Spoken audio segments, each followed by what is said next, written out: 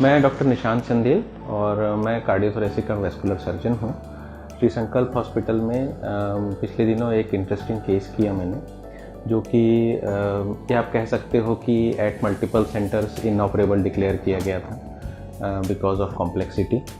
और हमने यहाँ पर इसका ऑपरेशन किया अराउंड आज से 24 दिन पहले, और आज पेशेंट काफ़ी बेहतर है और अब डिस्चार्ज होकर घर जाने की स्थिति में है।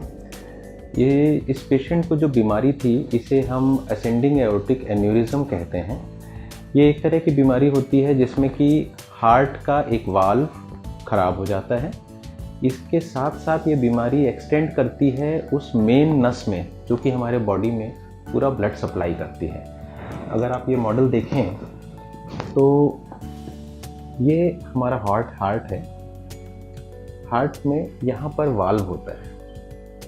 इसके बाद यहाँ से एक नस निकलती है जिसको हम धमनी कहते हैं, एओर्टा कहते हैं, और ये पूरे शरीर को ब्लड सप्लाई करती है, ब्रेन को, बाहों को, ये ब्रेन को दूसरी नस, ये लेफ्ट बाह को, उसके बाद ये नीचे आती है चेस्ट में, फेफड़ों को और यहाँ की मसल्स को, स्पाइनल कॉर्ड को, फिर नीचे आती है यहाँ से लीवर को, आंतों को, किडनी को, और फिर नीचे होते हुए दोनों पैरों को ब्लड सप्लाई करती है।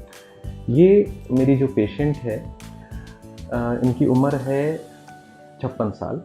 इनको प्रॉब्लम थी इस लेवल पर मेनली, जहाँ पर हार्ट का एक वाल्व ख़राब था और जो ये धमनी है, एओर्टा है, वो यहाँ से लेकर ब्रेन को सप्लाई करने वाली नस के लेवल तक गुब्बारे की तरह फूल गई थी। इसका नॉर्मल साइज़ तकरीबन होता है 30 मिलीमीटर, ये बढ़कर हो गई थी 74 मिलीमीटर। इसके साथ ही साथ प्रॉब्लम ये था कि इस पूरी नस में बुरी तरह से कैल्शियम जमा हुआ था।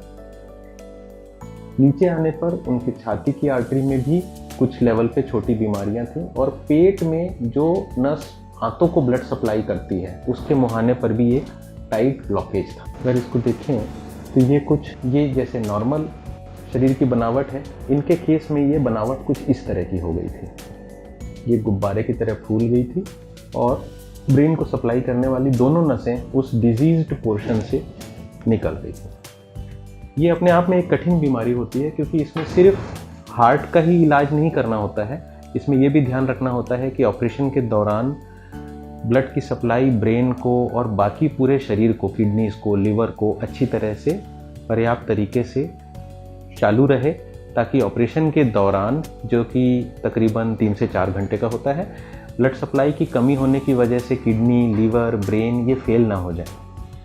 इसके लिए जो हम टेक्निक यूज़ करते हैं उसे कहते हैं TCA, टोटल सर्कुलेटरी अरेस्ट। इसका मतलब एक ऐसी मशीन से हम पूरे बॉडी का सर्कुलेशन मेंटेन करते हैं जो कि हार्ट का जगह ले लेती है, हार्ट लंग बाईपास मशीन बोलते हैं, और धीरे धीरे बॉडी का टेम्परेचर कम करते करते इतने कम लेवल पे ले जाते हैं कि थोड़ी देर के लिए अगर बॉडी को ब्लड ना भी मिले तो उसके टिश्यूज़, उसके ऑर्गन सर्वाइव कर जाएं।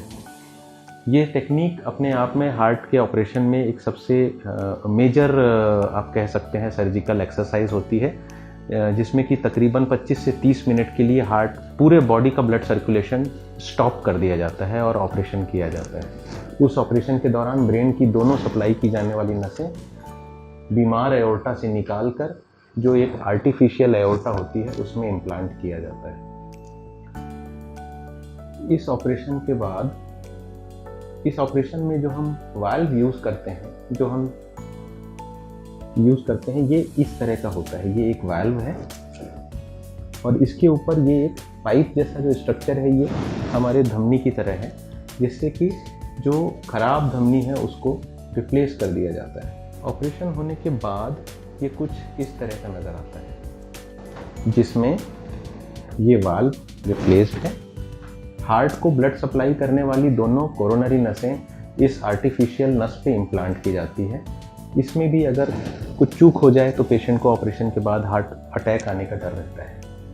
ब्रेन की ब्लड सप्लाई को टोटली डिस्कनेक्ट कर दिया जाता है और उसको आर्टिफिशियल नस पे इम्प्लांट किया जाता है।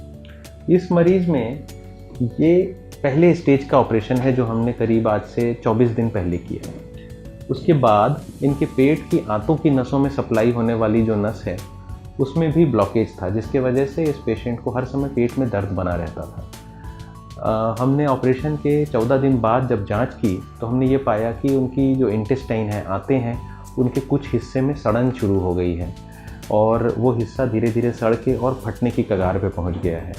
तो मेन मुख्य हार्ट के ऑपरेशन के करीब 14 दिन बाद हमने उनका दूसरा ऑपरेशन किया, जिसमें हमने पेट में ऑपरेशन करके और जो उनके आंतों की नसें थीं उनको भी बाईपास किया और आंत का जो हिस्सा ख़राब हो रहा था उसको निकाल के और हेल्दी हिस्से को हमने आपस में जोड़ा। तो ये अपने आप में एक बहुत मेजर सर्जरी है जो किसी बहुत बड़े मेट्रो हॉस्पिटल्स और बड़े सेंटर्स में होती है और काफ़ी खर्चीली प्रक्रिया है।